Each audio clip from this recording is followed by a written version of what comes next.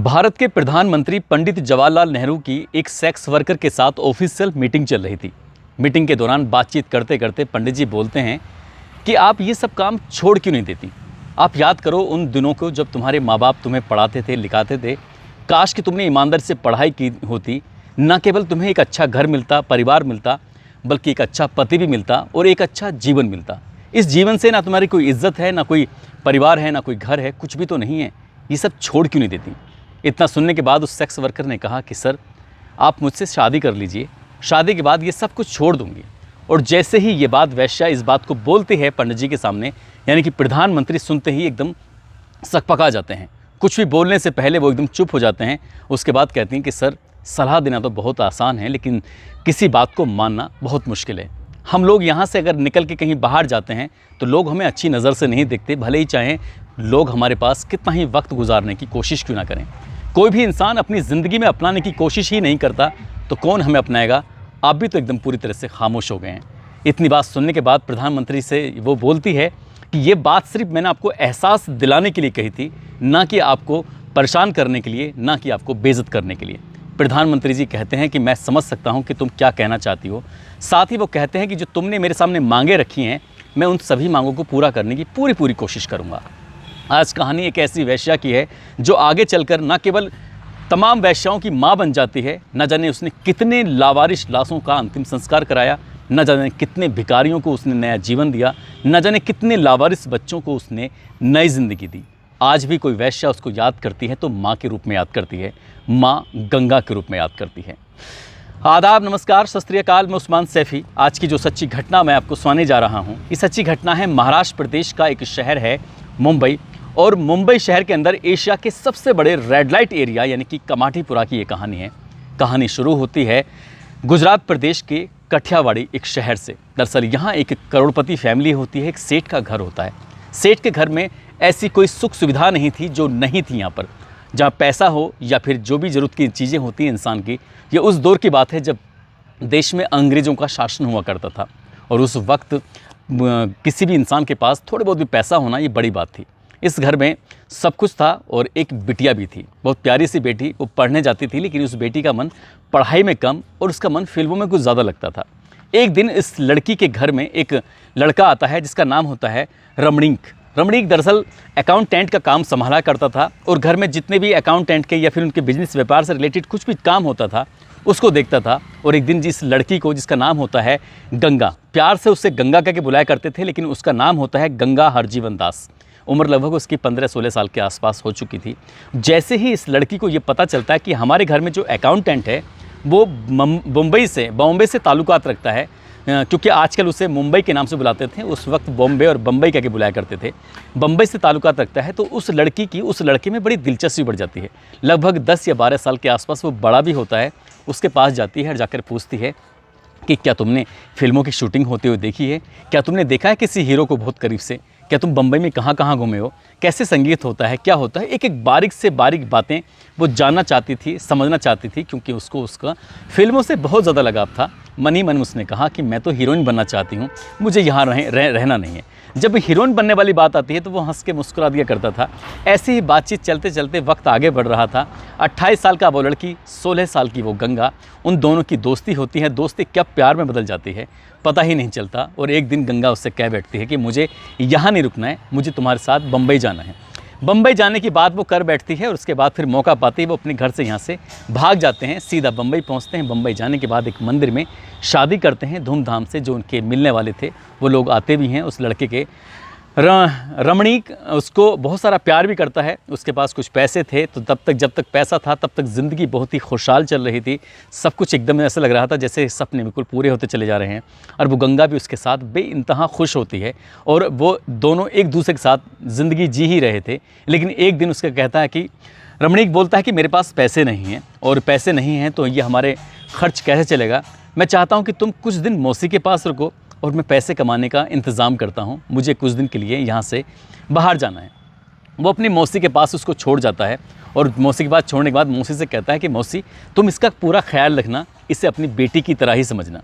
बेटी की तरह समझने की बात करता है और वो वहाँ से चला जाता है। जाने के बाद वो मौसी उसे अपने साथ अपनी कार में बिठाती है, यानी कि एक टैक्सी में बिठाती है। टैक्सी में बिठाने के बाद सीधा यहाँ से कमाठीपुरा की तरफ लेके जाती है और कमाठीपुरा में जाती है तो वहाँ बड़ी बड़ी बिल्डिंगें थी और एक बिल्डिंग के अंदर एक घर में जाती हैं तो कई लड़कियाँ थीं जो तैयार हो रही थीं, कई लड़कियाँ ऐसी थीं जो तैयार हो चुकी थीं, कई लड़कियाँ ऐसी थीं जिन्होंने अपने तन पर ज़रूरत से कम कपड़े पहने हुए थे। वो सोचने पर मजबूर हो जाती है। गंगा पूछती है कि माँ, मौसी, ये क्या है, ये सब लड़कियाँ यहाँ पर क्यों हैं? तब तक भी वो लड़की समझ नहीं पाई थी। दरअसल वो मौसी नहीं थी बल्कि एक कोठे की मालकिन थी, उसी कोठे की मालकिन। और जो उसका पति था, उसको धोखा देकर निकल चुका था, महज 500 रुपये में उसको उस दौर के पैसे में बेच चुका था। अब वो लड़की समझ पाती, वहाँ से भागने की कोशिश करती क्योंकि कोठे से निकल पाना किसी भी लड़की के लिए आसान नहीं था और यहाँ से उसकी एक नई ज़िंदगी शुरू होती है। ऐसी ज़िंदगी जिस ज़िंदगी की उस गंगा ने कभी कल्पना ही नहीं की थी। और देखते ही देखते उसके साथ आए दिन, हर दिन कोई ना कोई गैर मर्द आता था, नए नए चेहरे आते थे, नए नए चेहरे उसके साथ गंदा गंदा घिनौना कृत्य किया करते थे। वो परेशान होने लगी, लेकिन उसको उस ज़िंदगी की, उस जीवन की वक्त के साथ साथ आदत पड़ने लगती है। अब वो जाए तो कहाँ जाए, करे तो क्या करे, लेकिन वो नहीं जानती थी कि जो उसके साथ वक्त चल रहा है, इससे भी ख़राब वक्त, इससे भी बुरा वक्त उसकी ज़िंदगी में अब आने वाला है। दरअसल इस इलाके में इन जगहों पर कब्ज़ा हुआ करता था पठानों का, और पठानों का कुछ लेन देन ज़्यादा होता था। तो ऐसे ही यहाँ पर एक शौकत खान पठान के नाम से एक व्यक्ति आता है और उस व्यक्ति की नज़र पहुँचती है इसी गंगा नाम की एक लड़की पर। गंगा की तरफ वो देखता है और देखकर उसकी तरफ आकर्षित होता है, उसके पास जाता है और उसके साथ उसने ज़बरदस्ती करना शुरू कर देता है। हालांकि गंगा ने इस बात का विरोध किया, उसने ऐतराज़ किया जैसे वो कर रहा था, जो उसके साथ ज़बरदस्ती कर रहा था। न केवल उसने उसकी ज़बरदस्ती करने की बात का विरोध किया, इसी बात पर उस शौकत खान पठान ने उसको बहुत ज़्यादा पीटा, मारा और जो भी उसकी फ़ीस बनती थी, उसकी कोई फ़ीस भी नहीं दी। वो वहाँ से जाता है और दबंगी करता हुआ चला जाता है। पूरा का पूरा कोठा शांत था क्योंकि जो शौकत खान पठान होता है वो उस इलाके का गुंडा होता है और बताया जाता है कि वो गुंडों के लिए, यानी कि डोनों के लिए काम किया करता था। इसलिए किसी में हिम्मत नहीं थी कि शौकत खान का वो विरोध कर सकें। वक्त थोड़ा आगे बढ़ता है और आगे बढ़ने के बाद लगभग 1 सप्ताह के बाद फिर से वो उसी कोठे पे आता है और कोठे पे आने के बाद गंगा के पास जाता है। गंगा से जाकर उससे फिर ज़बरदस्ती करता है। गंगा विरोध करती है तो उसको वो बुरी तरह से मारता है, पीटता है। इतना पीटता है कि उस लड़की को मजबूरन हॉस्पिटल में जाके भर्ती कराना पड़ता है। अब गंगा के सामने करो या मरो वाली स्थिति थी। या तो वो हर दिन इस शौकत खान का टॉर्चर झेले, परेशानी झेले, या फिर वो चुपचाप अपना सहन करती रहे या फिर उसका विरोध करे।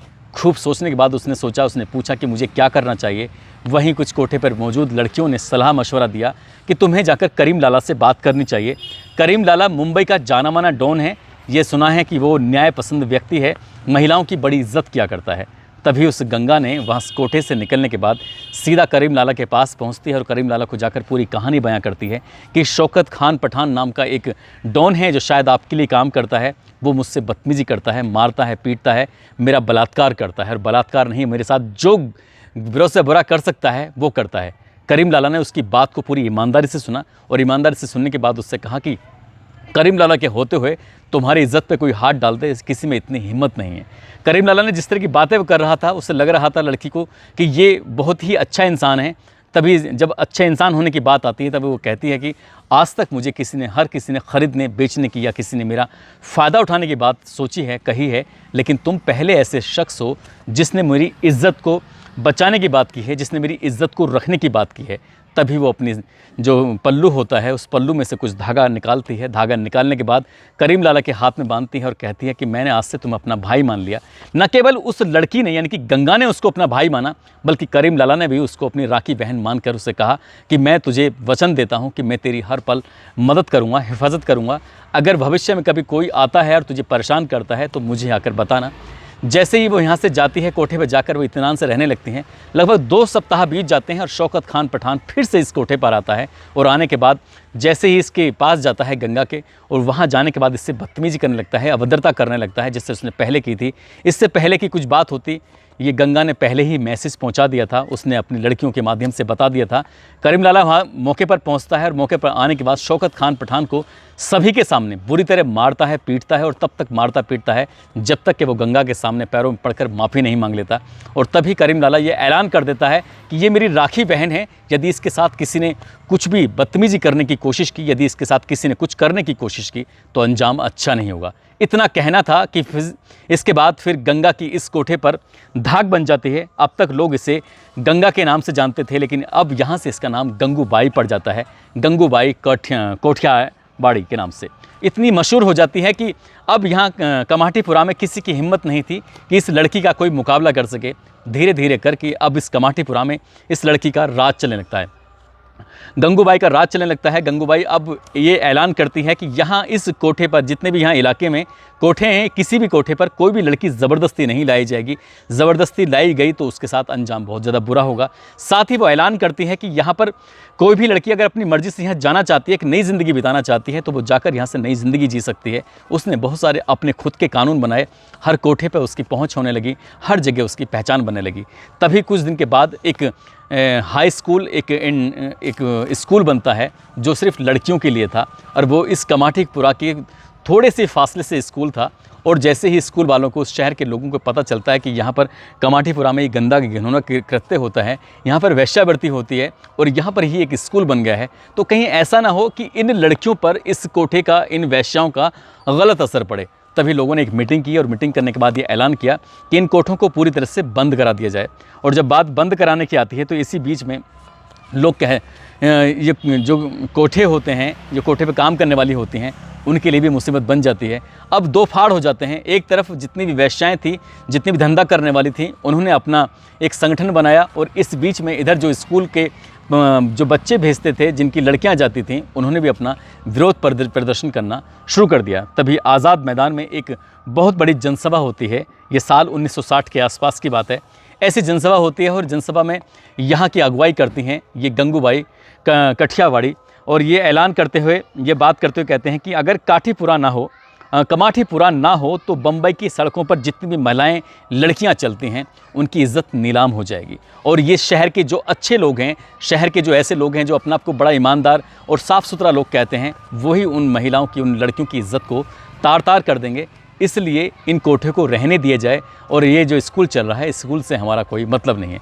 1960 में आज़ाद मैदान में कुछ इस तरह का इन्होंने भाषण दिया था कि उस दौर में जितने भी मैगज़ीन चला करती थी, उस दौर में जितने भी ये अखबार चला करते थे, उस खबर को बड़ी प्रमुखता से छापा, और पूरे शहर में एक तरह से इस गंगूबाई का नाम हो जाता है। हर कोई इस गंगूबाई को उसके नाम से पहचानने लगता है, और धीरे धीरे वक्त आगे बढ़ने लगता है। तभी एक दिन गंगूबाई के कहने पर ही एक मीटिंग फिक्स होती है भारत के प्रधानमंत्री पंडित जवाहरलाल नेहरू के साथ। और पंडित जवाहरलाल नेहरू के साथ जब मीटिंग होती है तो पंडित जी मीटिंग को लेकर तैयार हो जाते हैं। ये कुछ मांगों को लेकर उनके पास, पंडित जी के पास गई थी। तभी पंडित जी कहते हैं कि तुम शादी क्यों नहीं कर लेती हो, शादी नहीं, अपनी एक नई ज़िंदगी क्यों नहीं बनाती हो, क्यों इस कोठे पर अपने आप को तुमने इस तरह से क्या हुआ है। न जाने कितनी ऐसी लड़कियां हैं जो नए इसमें धंधे में आ जाती हैं। तभी वो लड़की कहती है कि आप ही शादी क्यों नहीं कर लेते। जब शादी की बात आती है तब उन्हें लगता है, उन्हें एहसास कराया जाता है कि इन लड़कियों से, इन महिलाओं से कोई भी एक सभ्य नागरिक शादी करने के लिए तैयार नहीं होता। यदि कोई तैयार भी होता है तो उन्हें ज़्यादा दिन तक अपने पास नहीं रखता। कोई भी ये लड़की अगर इससे ये पता चल जाए कि ये वैश्यालय में रही है या कोठे पे रही है, धंधा कराती है, तो कोई भी आदमी उसे अपने घर में पनाह नहीं दे सकता। तो पंडित जी को ये एहसास हो जाता है। वो कहते हैं कि बात तो सही है, और तभी वो एक फ़ैसला करते हैं कि ठीक है, जो तुम्हारी मांगे हैं उन्हें माना जाएगा। और वो शायद तब के बाद में जो स्कूल था वो चलता रहा, और जो कमाटीपुरा का वैश्यालय थे वो भी चलते रहे। उन्हें किसी ने रोकने की कोशिश नहीं की। ये बताया जाता है कि एशिया का सबसे बड़ा वैश्यालय था। यहाँ पर सबसे ज़्यादा वैश्याएँ, साल 2007 के आसपास का आंकड़ा बताता है कि लगभग 2 लाख ऐसी वेश्याएँ जो यहाँ पर काम करती हैं, जो देश के अलग अलग हिस्सों की थी। वक्त बदला, उसके बाद फिर तरीके बदल गए। अब इस तरह के कोठे की संख्या भी कम हो गई है, साथ ही यहाँ पर काम करने वाली वेश्याओं की संख्या भी कम हो गई है।